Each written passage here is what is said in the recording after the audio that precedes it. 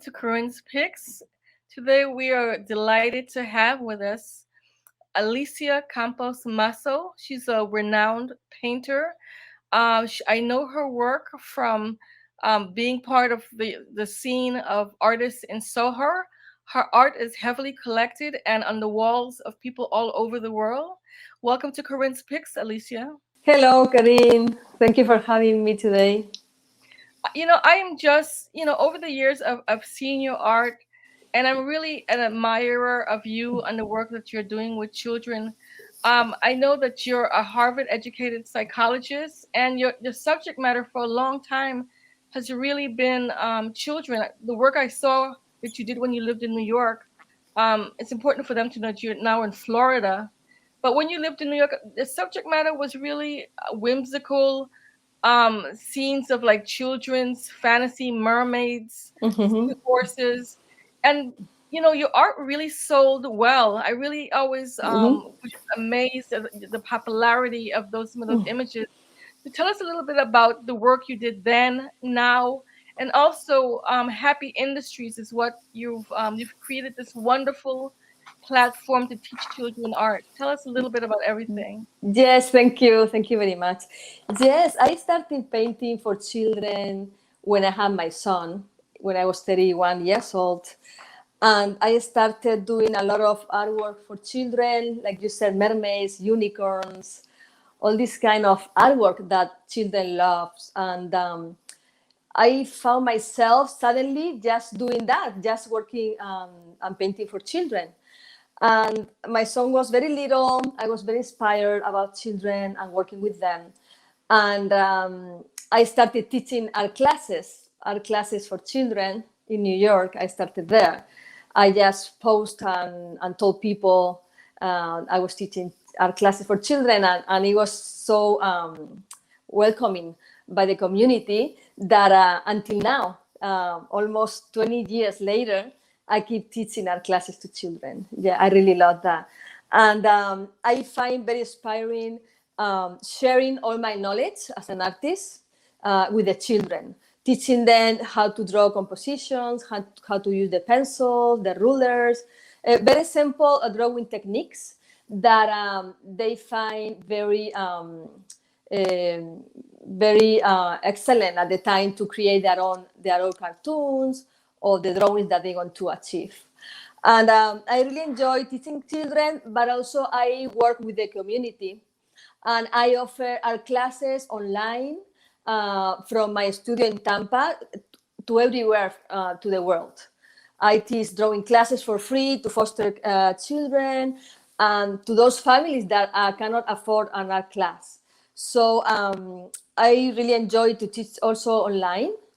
And basically, we start with the drawing classes, and then we move on to paint with acrylics, non-toxic, on canvases. And I find it very rewarding to do this kind of job with the children. I think that it's important as an artist not just to be yourself and your art, but to share with the world what you know and what you can offer. And it's very, very interesting to see how the community is making a space for you in that sense. And how much of that comes from your background in psychology? Like why Exactly. children? Exactly. So when I studied psychology, I started in Mexico, in Endicott College. It was the campus was in Mexico, but also in Boston they have another campus, Endicott College.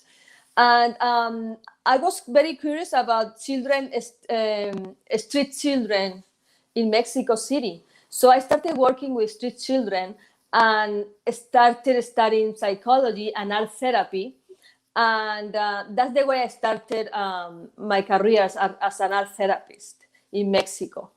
I used to go to the shelters. I offer my services for free of charge. I used to go every morning 2 hours and share all these skills that I have learned through the years about drawing and painting, and I share that with the children in the shelters. I attended like hundreds of different children, very young children at a very tender age. I promote the arts in their communities and in the shelters where they were living in. I told them you had to study, you had to receive an education, and I tried to make them feel comfortable, like giving them self-esteem at the time of drawing. They saw that they could achieve everything that they wanted to do. Yes, so that's the So, way I started with art therapy in Mexico. so we know that art builds resiliency in adults, and but it also builds resiliency in children. And we also find that, I mean, there's a big study in California which showed that early childhood trauma affects the health of the same children when they get older. For example, heart disease, diabetes, these things can be turned on by constant trauma or duress in childhood. It creates hormones in their body. So what you're doing with them in art is really powerful. I mean, it's something that can change their lives, really, Yeah, because it's very hard being homeless or being poor. exactly what you said about that. Painting or drawing is a way to stress relief all those traumas that you have, you are carrying.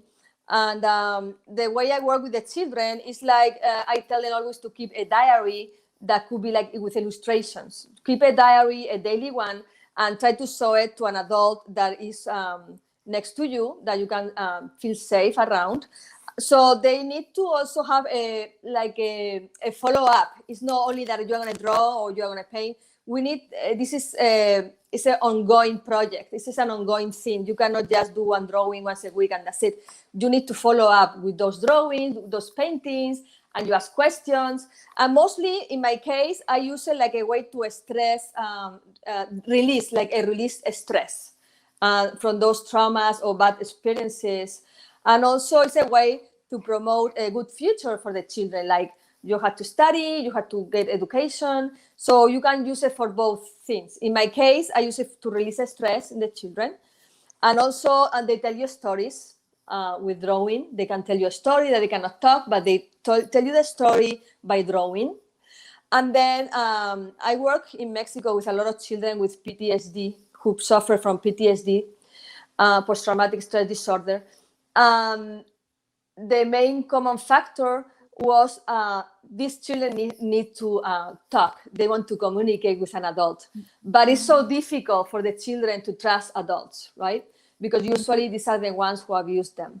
So for me, it was something natural to approach these girls, mostly girls, in different ways, talking to them, drawing, painting with them, but they need a follow-up. It's not like a miracle. You're going to paint one day and that's it. This is a follow-up. That's something that you do your whole life, right? I started drawing when I was little, and then I've been drawing and painting for 50 years, something that I do every day, right? So I'm happy. I feel like I'm a happy person, but it's because I think that I show and all my feelings, everything goes to the canvas. And You're really giving them. Go ahead. Exactly, yes. No, go ahead. Go ahead. Yes, so it's something that we have to keep doing. It's something that you have never stop. It's endless, right? So it's something that like you said, you started as a child. Many artists that I talk to, a lot of them start as children. So you're really giving them something to take with them on their journey of life. No matter what happens in their life, they have their art. Exactly. These are some tools that you are teaching them. You teach them tools, skills, things that they are going to be using their whole life. And that's what you said. Also, not only by making art, but also I use different techniques. Like I have a lot of books here of art and images. So I also use observation a lot, like observation of art. If you can go to a museum with your child, or I mean, that has a big value. It's not only making art, but observation of art. It's also a very good therapy. There's an economic component too, because we know each other from that Soho Village scene, Yes. and that's how both of us was paying our rent. And so Exactly, yes. By It's painting. real Yeah. survival. It's a tool for survival as well. Yes, and I love my days in Soho, like you said, when I get my blankets and put it on the ground, Mm-hmm. and I did the best sales that way. Other Mm-hmm. artists told me, "Oh, you had to put grids, you had to put a table," but my best sales were done on the ground on a blanket. And I put on my canvases, usually 8-10 inches, because they were very light and easy to transport. And people love the colors, love the content. They were happy art, affordable art, and people can buy it. Because when artists price artwork so expensive, it's not possible, you know. If you are not a celebrity, you cannot sell paintings for thousands of dollars if you are not a celebrity or famous artist. So we had to get in the ground and see, okay, what do I need to make a living? And I'm going to do my prices on the paintings based on that, right? Also, the buyer, who's going to buy your artwork? Okay, sometimes I had children approaching me and they want to buy one of my paintings. I'm not going to tell a child, oh, it's 125, this little piece. I'm going to tell the child, okay, for you, it's going to be $20, you know? So you have to adjust also to the buyer at the But time you sell your you made artwork. pretty good money in Soho. 'Cause I was with you once. Yes. You were packing up for the day, and you had something that was like 12 by 8, like 12 by 18, 24 by 18, with a frame you found in your basement, Oh, yes. and you sold it for $500. You know how Yes. if somebody works a regular job as a waiter or whatever, to make Yes. $500 cash, it's I hard for know. most people. It takes all week. It's, You sold it in 2 minutes. I'm going to tell you something. I started working in the US in my 90s. In the 90s, 1994, I arrived in Philadelphia.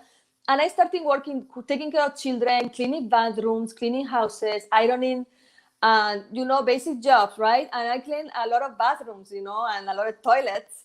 And I knew the value of painting. So I had to put all my soul and my 24 hours a day, night time just to paint and paint fast. You cannot be a slow painter. You have to paint fast. Like Picasso said that. Picasso gained his fame in the early years because he knew he had a show in Paris with the best impressionists, and he had to paint as fast as he could to be at the level of them, to be able to make it to one of the contests that they had in those of the saloons that they have in Paris. Mm-hmm. So you had to paint fast, and it's a job. And you don't stop. You promote yourself, you sell yourself, you paint. You have to do it all. And it pays off. Yeah. But it's not, like you say, it's not something that is going to come from the sky. It's something that you have to work hard for it. Okay. So we're going to talk a little bit more about those good old days in Soho. When we come back, go to a short commercial break in like 2 seconds. Thank you. Okay. We'll be right back.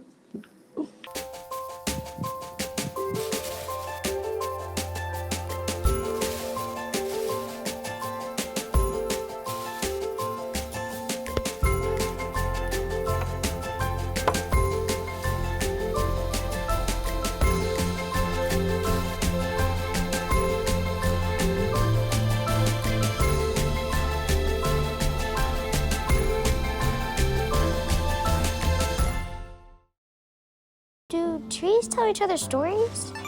I'm sorry. I'm afraid I don't know that. Hey, why don't we go find out? Listen.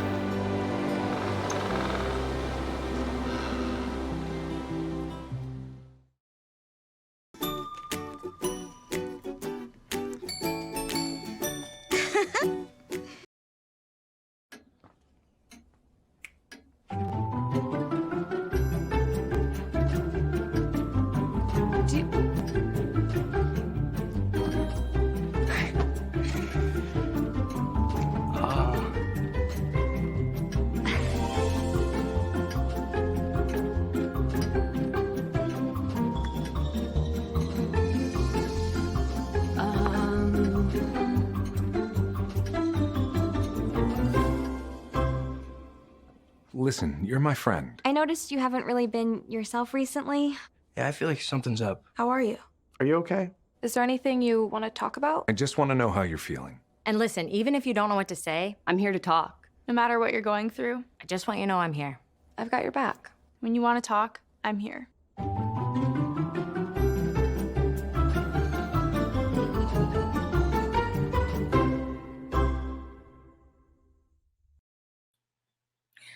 welcome back to Corinne's Picks. Today we have an amazing guest. We have Alicia Campos Masso.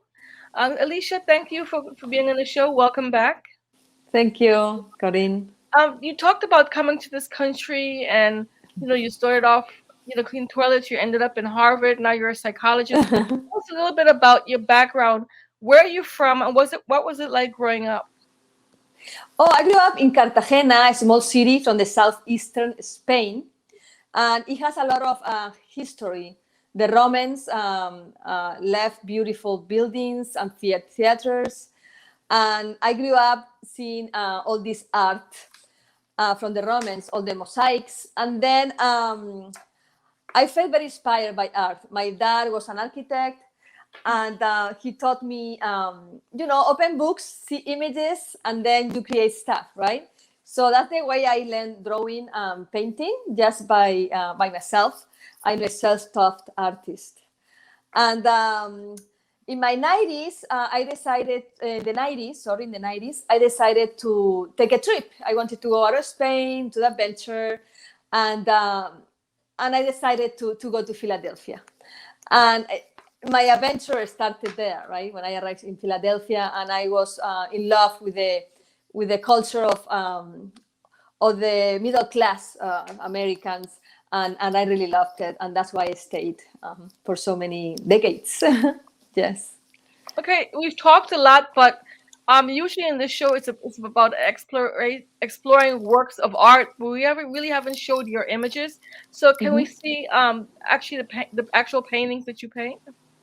Yes. Can you explain? This one you can see. This is part of my artwork for children. I have this face in different colors, all the colors from dark chocolate to light milk, kind of pink.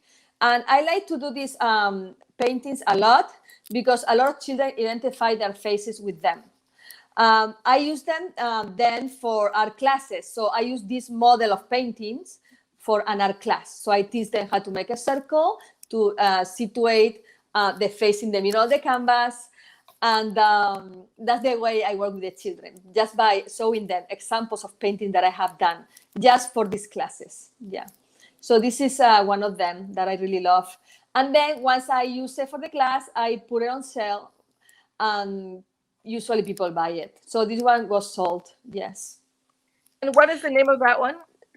The first one that I showed to you, it was called The Queen of Hearts. Okay. So this one, one, yeah, this is all about reading. It's called All About Reading. And it's also a painting that I used like an example for the children to paint in my class. In 1 hour and a half, we draw on canvas and we paint this kind of artwork. I teach them techniques and I help them to do this kind of artwork in 1 hour and a half. Here we have the books. And of course, like I said, I always try to promote education. That's the way that we're going to find a future for our children.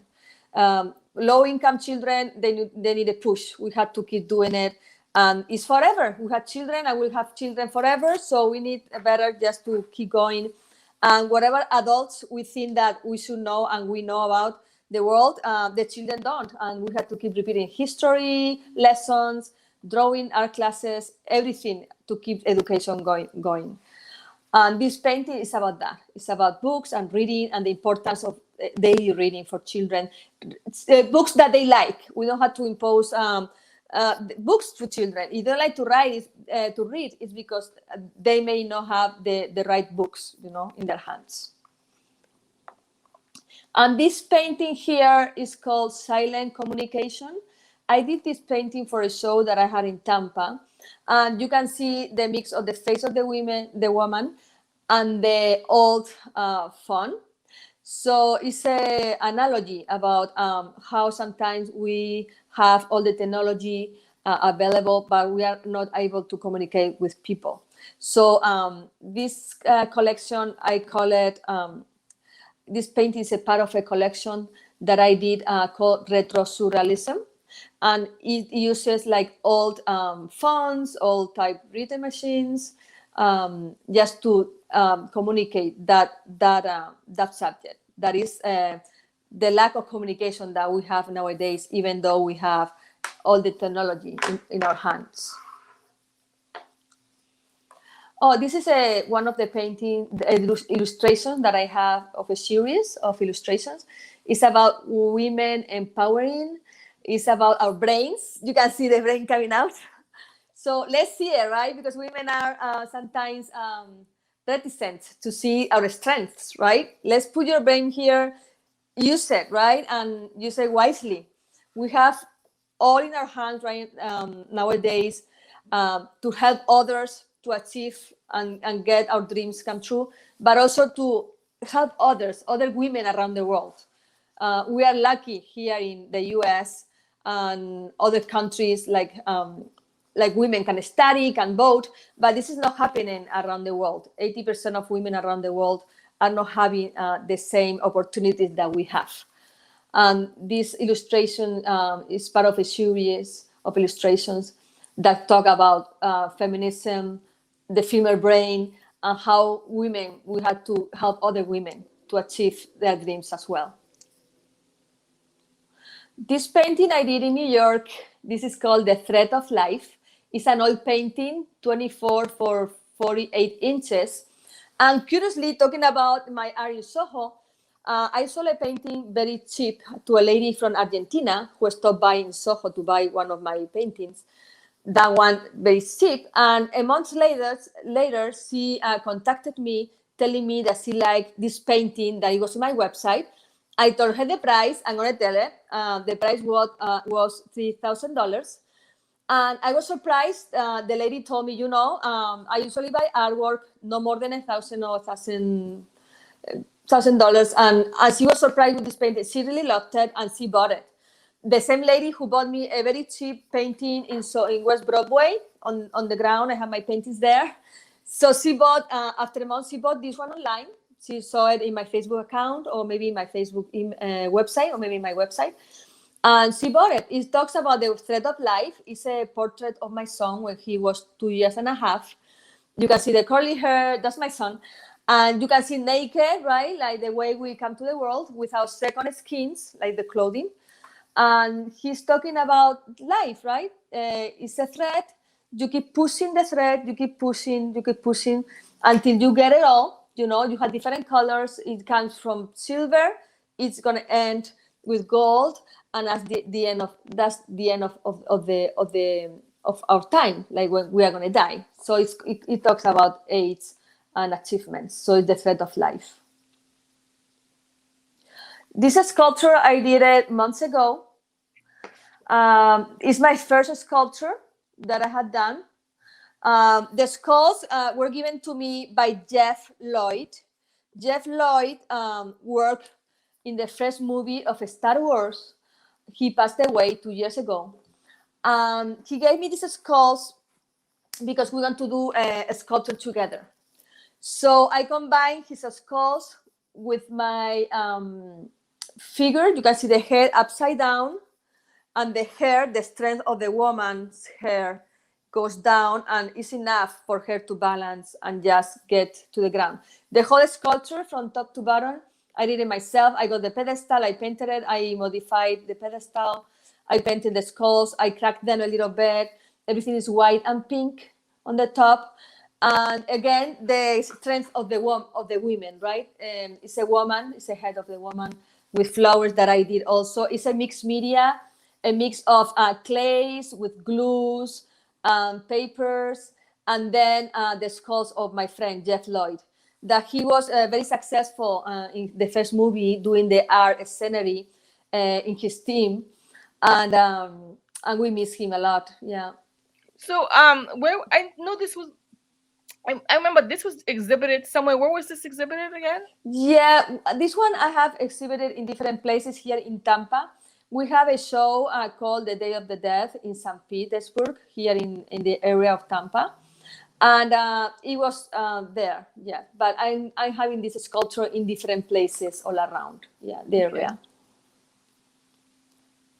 That's a new show I'm planning because I like to empower women artists as well.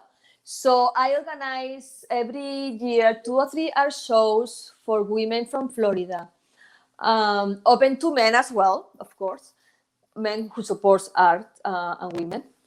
And this is called the 12 Signs of Zodiac. It's Gemini. And it's an illustration of two women upside down again. The strength is the hair. It's just a symbol. Of course, I have long hair, short hair, curly hair. I mean, this is just an example of the strength. It's a symbol, right? That the strength of women in the hair upside down again. And this is Gemini. And part of the call to artists that I did for next year for this art show that will be in Tampa in next year in October, in Carolwood Cultural Center in Tampa. Yes. And this painting is called The Lightness of Being, How Ethereal Are Our Lives. And once again, all these women are models that voluntarily posed for me in the studio or voluntarily gave me their pictures so I could do this composition. All of them are women who are self-entrepreneur. One of them is a singer from Spain, very well known, daughter of Las Grecas, a flamenco group of the 70s. Another lady is also a self-entrepreneur. She has a clothing business here in Tampa. They volunteer for these drawings, paintings. And you can see the gold like a symbol of freedom that is achieved through education and self-confidence. When women take the step to say, here we are and we are going to offer something to the society. So this is an example. This painting, the lightness of being, is an example of that. Okay, so I want to. We have only 2 minutes left of the show, and I want to make sure that we have your contact information. We'll have to come back and have you again on the show because I actually wanted to talk a little bit about your son because he's an artist too. But Yes. we'll have to do a part 2 sometime. But can you tell Thank you. tell the audience how they can contact you or see more of your work? Yes, my website or in Facebook, they has to type my name, Alicia Campos Masso, in Facebook. If they type the three names that you see on the, I don't know if they see it on the screen, they will find me just by typing. They can find me all over the internet. They just need to Google and they can find me. I have different websites for art classes. Happy to teach free art classes to children who need that and they love it. They can contact me. I will happily teach them art classes as well. Yes. Okay, well, thank you so much for being. And it's important to know that she charges for art classes too, but she works with kids in foster care for free. But you know, she does have to pay her rent. And thank you for coming. We'll do this again, part 2. Thank you, Corinne. Thank you very much. Thank you, everybody. Thanks. Okay, bye-bye. Bye.